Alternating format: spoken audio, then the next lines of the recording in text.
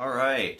So, quick update on my ear. It's not really better, but I did get sleep.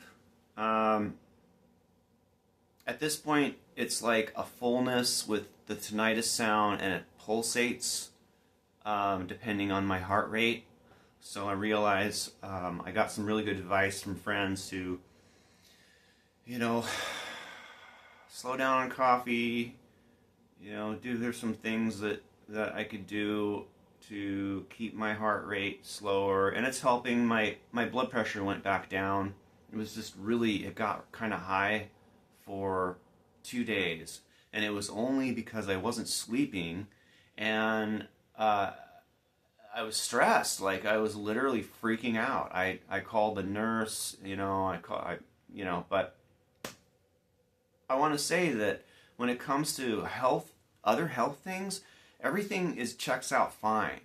I have, you know, I've gone over so much with the nurse. I've been to the doctor, like all these checks, everything is fine. There may be something that's causing the pulsating inside my ear when the pressure builds up. Like right now, there's pressure in my ear.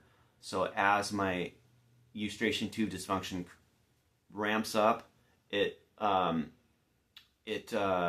does something in there to the tinnitus, and the tinnitus gradually gets worse to the point where it's like pulsating, and then it goes away. So we'll see what the doctor says. It's countdown, man. 23rd. Today's the 17th, so that's my hearing test, and then the 27th is they're gonna do. I'm guessing. Process of elimination, and they're gonna have to put a tube in. They've offered to do it before, like 10 years ago, and I turned it down because my ear got better. So I was like, I know I'm gonna lose some hearing when I do that, when I get the tube put in. So now, fuck it, man. I'd rather lose hearing at this point than have this going on in my ear. All right, shut up, John.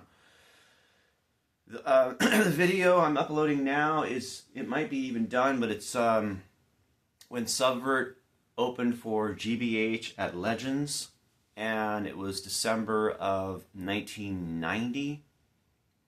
And the show was like sold out. It was like 800, 900, something like that. Just completely insanity. There's some footage of the crowd. Jerry Rejector's on bass. Sean on guitar. I'm on drums, and Eric is singing. And we had to play. I think we had to play a short set. I don't know if the whole set's on this video. But yeah, there was like broken legs and broken leg, broken arm. People like, there was like, people got injured there. That was like insanity. People were fucking going crazy. You just don't see it quite like that anymore. Shows it, at least in, with the amount of security that they have these days. I don't know. I'm sure there are insane shows. I just don't go to them anymore. And at the end of the show, I remember the promoter dude tried to hand us like,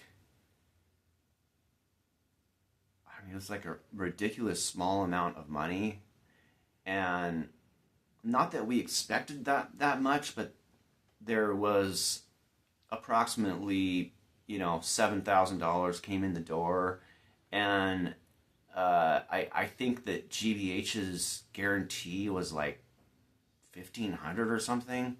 So we literally like had to.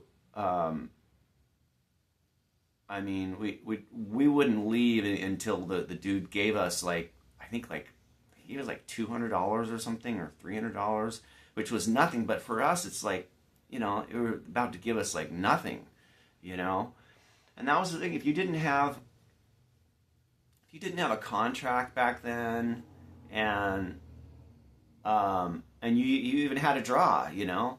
If you didn't have a contract, they would like not, they could totally screw you and not pay you, or pay you very little.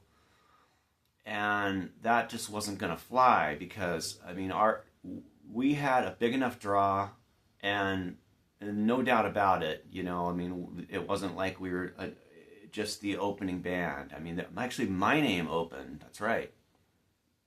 I had to feel for My Name because they got a lot of shit. They played great, but the crowd, you know, I think the crowd was like throwing stuff at them and being kind of assholes, you know, and that wasn't cool, of course.